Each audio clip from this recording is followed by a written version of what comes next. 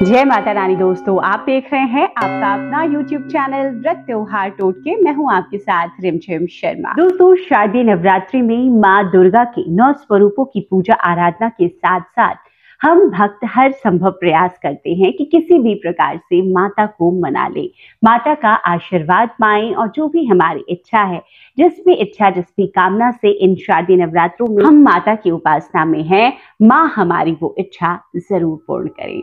दोस्तों, इन शारदीय नवरात्रों में देखिए, वैसे तो माता की पूजन सामग्री के लिए हम बहुत सारी चीजें लेकर आते हैं।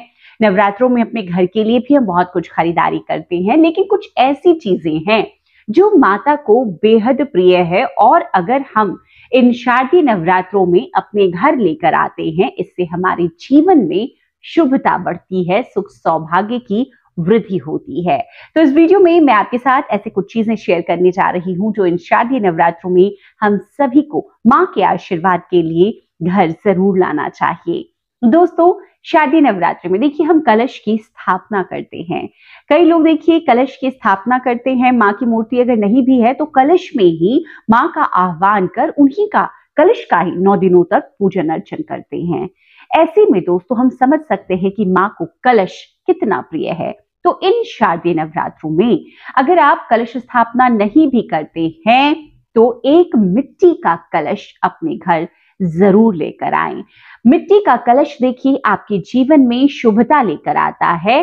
मिट्टी का कलश आप घर लाएं तो जैसा कि मैंने बताया कि जरूरी नहीं है कि आप कलश स्थापना कर रहे हैं, लेकिन इसमें कोई भी अनाज, खास तौर पर नवरात्रों में हम जानते हैं कि जौ का बहुत महत्व होता है। वैसे आप चाहें तो इसमें चावल भी भर करके आप माता के सम्मुख रखें अपनी पूजा स्थल पर। उसके ऊपर एक नारियल स्थापित करें, नारियल पर कलावा या एक चुनरी लपेट करके। दोस्तों, इस तरह से अन्नपूर्णा से भरा हुआ ये कलश भी आपके जीवन में बहुत शुभता लेकर आता है।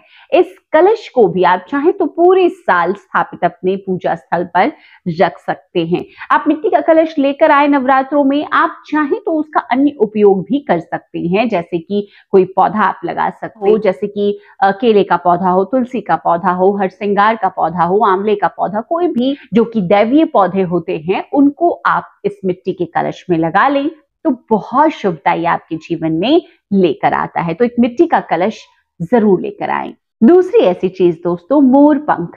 देखिए, मोर पंख एक ऐसी चीज है जो कि आपके जीवन में, आपके घर में बहुत सकारात्मकता लेकर आता है। तो मोर पंख नवरात्रि के 9 दिनों में किसी भी दिन आप घर लाएं, बहुत शुभता लेकर आता है। देखिए, मोर पंख घर में रखने से वास्तु दोषों का तो कह सकते हैं समाप्त तो होते ही हैं।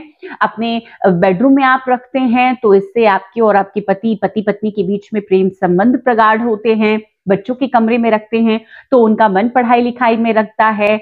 बच्चों के कमरे में क्या, बच्चों की स्टडी टेबल पर रखें, उनकी बैग में रख दें, उनकी किसी बुक में रख दें, बहुत शुभता लेकर आता है। ये स्टडीज के लिए भी बच्चों का, तो आप वहां रख सकते हैं।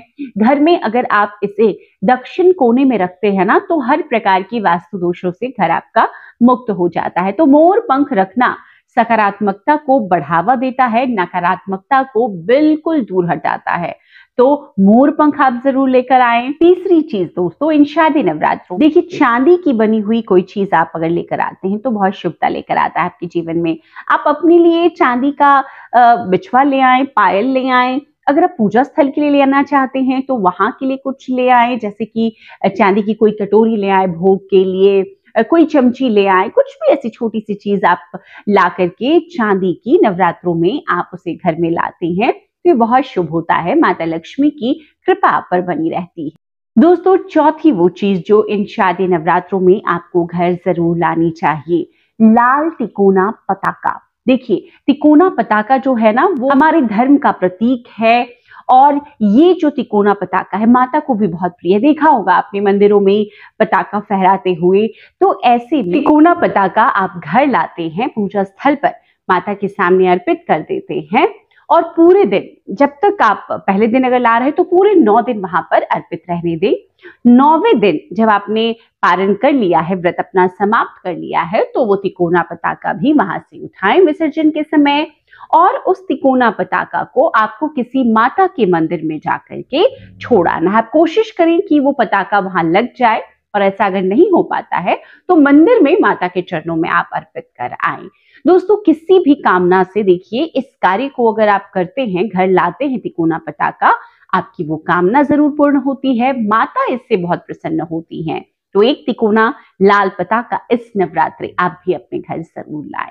अब दोस्तों, पांचवी और वो आखिरी चीज जो कि हर किसी को घर लानी चाहिए, वो है सुहाग की सामग्री। नवरात्र के 9 दिनों में हम सभी जानते हैं कि माता को सुहाग की सामग्री कितनी प्रिय है। कई लोग तो पहले दिन भी अर्पित करते हैं और कई लोग रोजाना अर्पित करते हैं, कई लोग अष्टमी नवमी को अर्पित करते हैं। तो आप जब भी अर्पित करें, घर में या मंदिर में, जरूर अर्पित कीजिए। कोशिश कीजिए कि 16 श्रृंगार की वस्तुएं अर्पित कीजिए। नहीं हो सके तो कम से कम चूड़ी, बिंदी, सिंदूर, महावर, ये सारी चीजें, मेहंदी, 5 चीजें, 11 चीजें ऐसे कर जरूर अर्पित कीजिए। और सुहाग की सामग्री अपने लिए भी आपको इन नवरात्रों में घर जरूर लेकर आना है।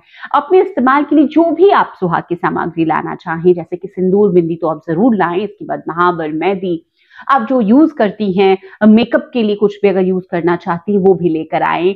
आप बिछवा, पायल, ऐसी चीजें जो सुहाग से रिलेटेड है वो अगर लेकर आती हैं तो बहुत शुभता आपके जीवन में ये लेकर आता है। तो इन शारदीय नवरात्रों में देखिए, यहाँ पर सिर्फ मैं 5 चीजें बता रही हूँ। ये 5 चीजें जो कि आपके जीवन में हर प्रकार की खुशियां लेकर आने वाली है, आप भी घर जरूर लेकर आइए और माता रानी को प्रसन्न कीजिए।